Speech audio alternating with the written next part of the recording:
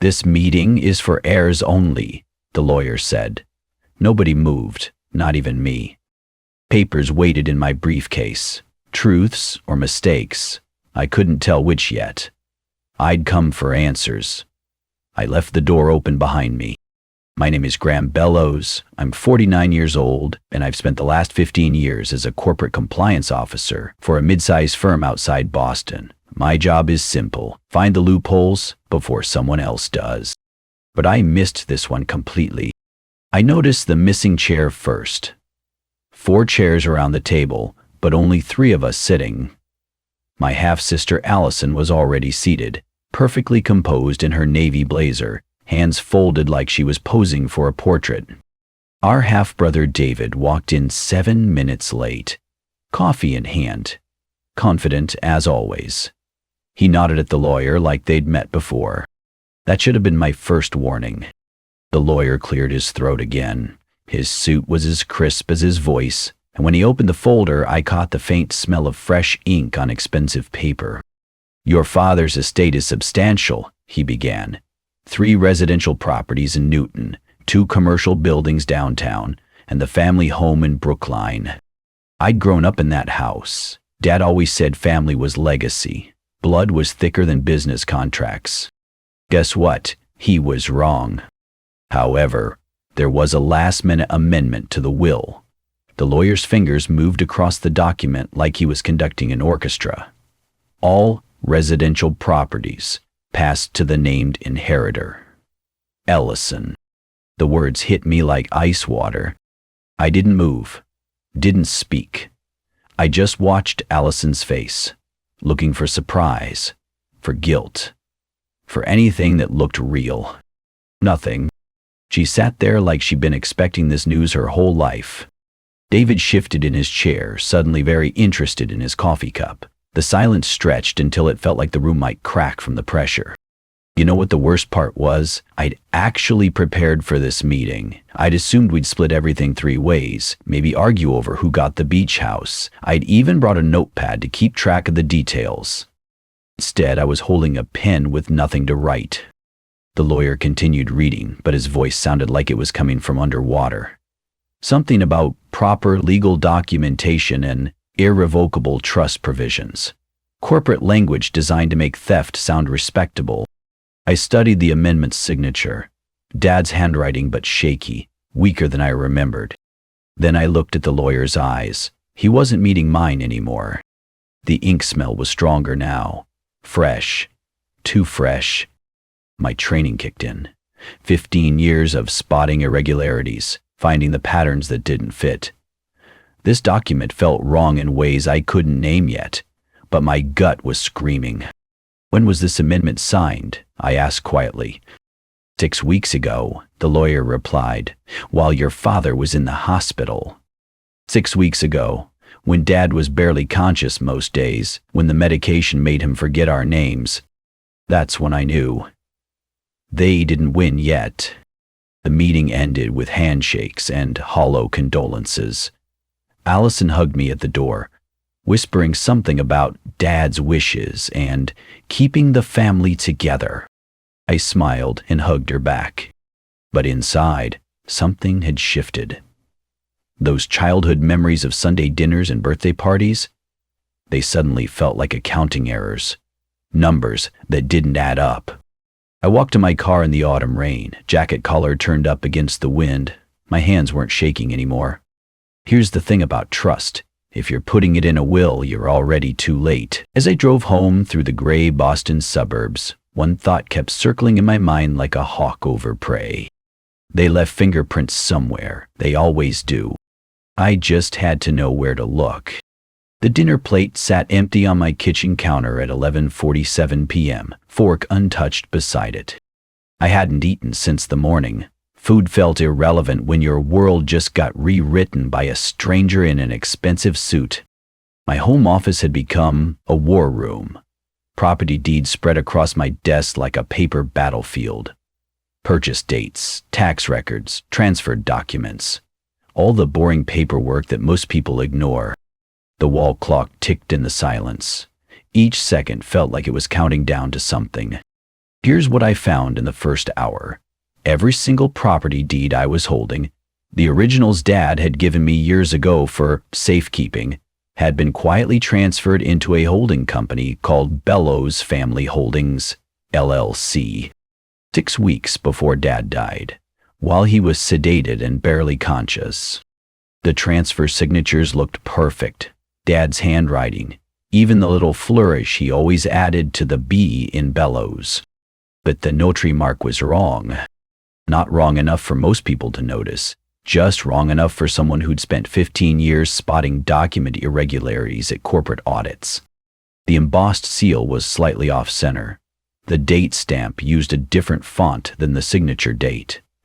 Small things that screamed big problems. You want to know what hit me hardest? This wasn't just about being cut out of an inheritance. I'd been erased, like I never existed in my own father's plans. That's when something shifted inside me. I stopped looking for what was fair and started calculating what was left. At 1:23 a.m. I called Darren Murphy. Darren and I went to college together, back when we both thought we'd change the world. He became a forensic document examiner for insurance companies. I became a compliance officer. We both ended up hunting liars for a living. Graham, Jesus, it's past midnight. Someone better be dead. Anda. My father, 3 days ago. His voice changed immediately. Shit, man. I'm sorry. What do you need? Darren arrived 40 minutes later with coffee and a magnifying glass. He's the kind of friend who doesn't ask questions when you call at 1 a.m. asking for help with suspicious documents. He studied the property transfers in silence for 20 minutes. Then he started laughing. Not the funny kind. The kind that means someone just stepped in quicksand. Graham, you're not going to like this. And tell me, this holding company was created by your father's attorney. I can tell from the filing signatures and document format. He pointed to a line I'd missed. But the paperwork was filed using Allison's home address as the corporate headquarters. My blood went cold. That's not just sloppy, Darren continued. That's arrogance. The picture became crystal clear. While Dad was hospitalized, pumped full of morphine and barely lucid, Allison and the lawyer had orchestrated this whole thing. They'd used his weakness against him. You know what's funny? Darren leaned back in my desk chair. They thought you'd see a door close, not realize you built the house. He was right. All those years of Dad teaching me about proper documentation and keeping records safe, I wasn't just the compliance officer who found loopholes. I was the son who'd installed security cameras at Dad's nursing facility 2 years ago. For his safety, I told myself. Turns out, I'd been preparing for this moment without knowing it. The next morning, I drove to Heritage Manor Nursing Home and asked to review the security footage from 6 weeks ago. The head nurse, Mrs. Patterson, remembered me from my weekly visits. Of course, Mr. Bellows. You installed those cameras yourself. The code is still the same. What I found on those digital files made my hands shake for the first time since the lawyer's office. There was Allison, walking through the facility at 2:15 p.m. on a Tuesday. She'd brought someone with her, a woman in a business suit carrying a notary seal. The timestamp showed this visit happened exactly 4 hours after Dad's medication had been increased for pain management. They'd waited for him to be unconscious. Then they'd moved in like vultures. I downloaded everything onto 3 separate drives, sent copies to Darren with a simple note. They left their fingerprints everywhere. But here's what really got me. This wasn't just about money anymore. Dad had always told me, trust the system, not the people. I'd thought he was being paranoid. Now I understood. He'd seen this coming. Maybe not the specifics, but he'd known the family would tear itself apart when he was gone. The question was, had he left me the tools to fight back? Sitting in my car outside the nursing home, rain drumming on the windshield, I realized something had fundamentally changed inside me. I wasn't the grieving son anymore. I wasn't even the victim. I was what Allison and that lawyer should have feared most. A man with nothing left to lose and 15 years of experience finding what people try to hide. They wanted to play games with documents and signatures. Fine, let's see how they handle an audit. The certified envelope sat alone on the family lawyer's mahogany desk. No return address. No signature required, just a plain manila envelope that would destroy 2 lives before lunch. I'd left it there at 8:47 a.m., walking out while the receptionist was still getting coffee. My footsteps had faded down the hallway, but the silence that followed felt like a held breath. Inside that envelope were 23 pages of documents, video stills, timeline charts, bank records, everything they'd tried to hide, laid out like evidence at a crime scene. My first move was surgical. I filed a formal challenge to the property transfer at the county clerk's office, attaching everything I'd gathered: the video stills of Allison's notary visit, timeline inconsistencies showing Dad was sedated when he supposedly signed, tax records proving the holding company used fraudulent addresses. The clerk stamped my filing at 10:15 a.m. "This will trigger an automatic investigation," she said, sliding the receipt across the counter. Perfect. That same afternoon, I filed an anonymous tip with the State Bar Association. Not about Allison, about the lawyer. Here's what 3 weeks of late-night research had taught me. This wasn't his first rodeo. I'd found a pattern of self-dealing in other estates he'd managed. Elderly clients whose assets mysteriously moved into holding companies right before they died. Always the same playbook, always the same arrogance. The State Bar doesn't mess around with attorney misconduct, especially when you give them a roadmap to follow. While I was closing legal avenues, I was also tracking the money. Allison's financial activity told a story she'd never want published. Large wire transfers just days after the supposed property gifts. Deposits that lined up perfectly with the real estate valuations. Money moving from accounts that should have been Dad's into accounts that were definitely hers. You know what's beautiful about being a compliance officer? You never confront. You just close the exits, one by one, until there's nowhere left to run. Each submission I made was calm, procedural, devastating. 3 days later, the dominoes started falling. Allison's phone call came at 7:23 p.m. on a Thursday. I was making dinner when she started screaming about audits and frozen accounts. "Graham, they've locked me out of everything. The bank says there's an investigation. They won't tell me what it's about." I stirred my pasta and let her panic echo through the kitchen. "That sounds complicated," I said finally. "Have you talked to a lawyer?" "Our lawyer won't return my calls. His office says he's on administrative leave." Administrative leave. The firm had cut him loose pending a state bar hearing. Smart move. "I'm sure it's just a misunderstanding," I told her.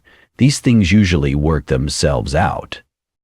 But here's what I didn't tell her. It was just getting started. The twist came from an unexpected source. David showed up at my door on a Saturday morning looking like he hadn't slept in days. "We need to talk," he said. We sat in my kitchen while he confessed everything. Turns out our little brother had been bought off from the beginning. "Allison paid me," he said, staring at his coffee cup. "Called it a consulting fee, but we both knew what it was. $50,000 to keep quiet and not ask questions. Hush money, of course. I didn't want to fight her, Graham. I just wanted out of the whole mess." David pulled out his phone and showed me the wire transfer confirmation. $50,000, sent the day before Dad's funeral. Blood money with a paper trail. "What do you want from me?" I asked. "Immunity," he said quietly. "I'll give you a sworn statement about everything. The money, the meetings, all of it. Just promise me I won't go down with her." I didn't need to blackmail him. Fear had already done the work. "Get me the statement," I said. "Full details. And David? Yeah.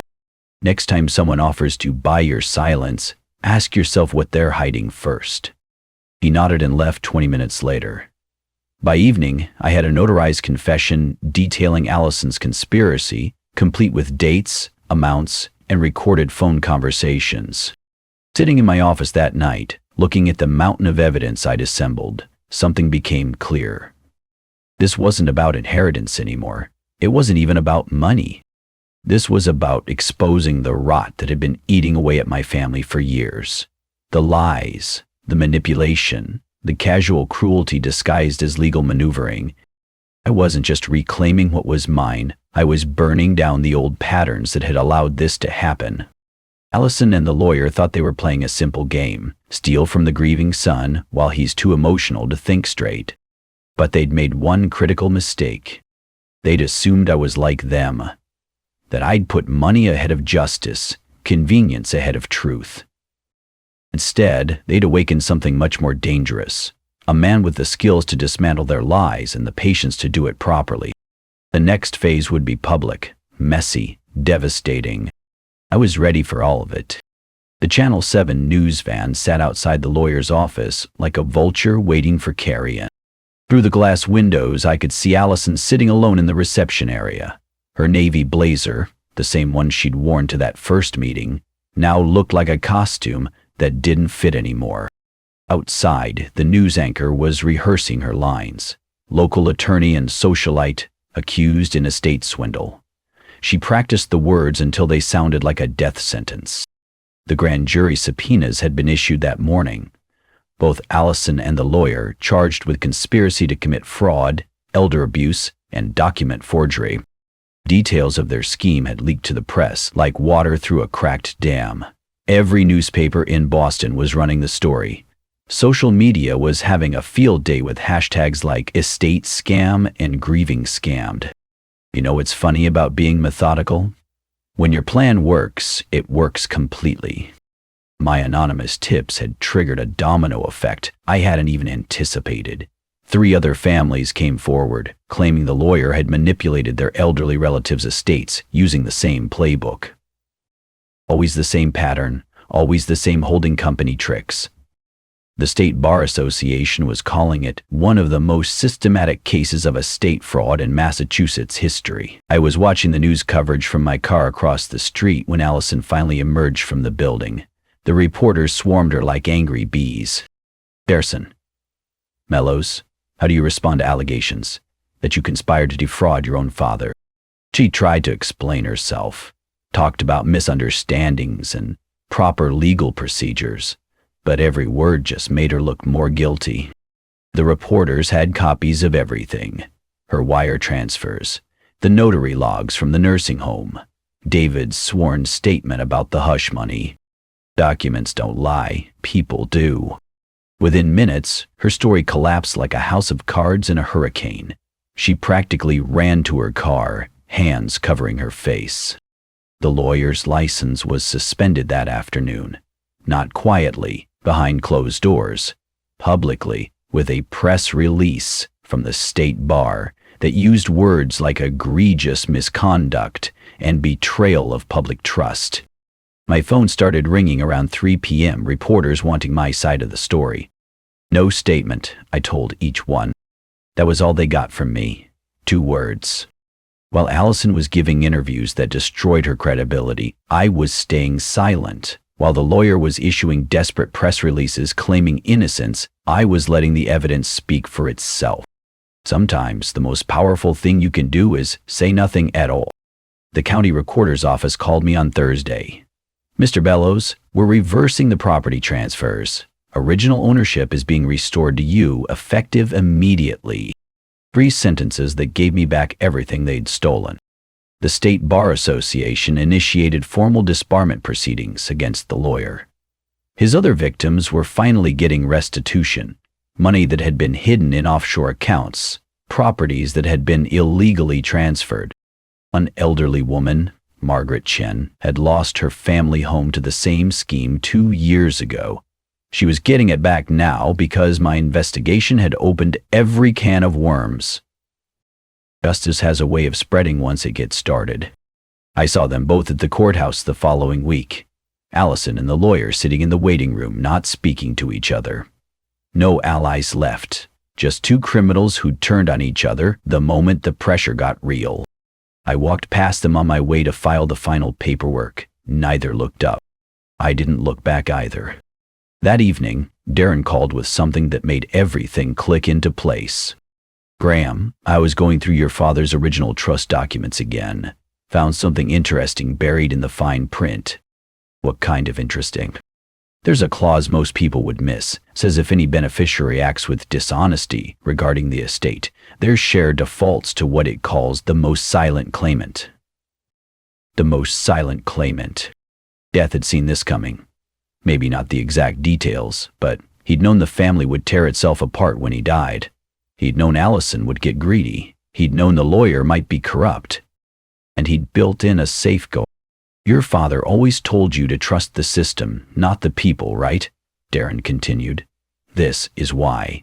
He knew that if you stayed quiet and let them hang themselves, the law would eventually work in your favor. In the end, their downfall wasn't sealed by my investigation or my evidence. It was sealed by their own noise, their arrogance, their assumption that they could steal from a grieving son and get away with it because I'd be too emotional to think straight. They'd forgotten the most basic rule of corporate compliance. The loudest voice in the room is usually the one with the most to hide. I'd learned a long time ago to listen instead of talk, to watch instead of react. While they were busy making noise, I was busy making sure they'd never make noise again. The desk lamp cast a warm circle of light in my father's old study. The last deed sat in front of me, officially restored to my name. No music playing, no television noise from another room. Just the sound of my own breath and the distant hum of the heating system. I'd won. The properties were mine again. Allison was facing federal charges. The lawyer would never practice again. But, sitting in Dad's leather chair, surrounded by his books and papers, winning felt different than I'd expected. I opened the bottom drawer, the one he'd always kept locked when we were kids. Inside was his fountain pen, a Mont Blanc he'd carried for 30 years. The only thing in the house that hadn't been contested, argued over, or stolen. The only thing that was purely his. I pulled out my checkbook and wrote carefully. Not to myself, not to cover legal fees or lost time. To the Brookline Children's Scholarship Fund. The organization Dad had quietly supported for years, sending anonymous donations every Christmas. $500,000? More than enough to send 50 kids to college. I left the check unsigned for a moment, just holding the pen above the signature line. Outside the window, the backyard looked empty in the late afternoon light. The oak tree Dad had planted when I was 8 was bare now, winter branches reaching toward a gray sky. The quiet felt different than loneliness, peaceful, maybe, complete. I signed the check. No speech, no dramatic gesture, no letters to burn or photos to tear up. Instead, I walked to the mantel and picked up the family photo I'd removed months ago, the last one taken before everything went wrong. Dad in the center, me and Allison on either side, David making his usual goofy face. I placed it back where it belonged, but turned it just a few degrees so it faced the window instead of the room. Some things deserve to look toward the light. I walked through the house one final time, checking windows, turning off lights. In the kitchen, I set the house keys on the table next to the deed. I wasn't clinging to property anymore. I was reclaiming the right to choose what stays and what goes. The front door closed behind me with a soft click. Rain had started falling while I was inside, that fine Boston drizzle that makes everything look like a watercolor painting. I turned my coat collar up and walked down the front steps. My car was parked at the curb, but I didn't get in right away. Instead, I stood on the sidewalk for a moment, looking back at the house where I'd grown up. The windows glowed warmly in the gathering dusk. Someday, maybe I'd sell it. Maybe I'd keep it. Maybe I'd turn it into something Dad never imagined. But that was a decision for tomorrow. Tonight, I was just a man walking away from a fight he'd never wanted but had been forced to win. The rain felt good on my face. Clean.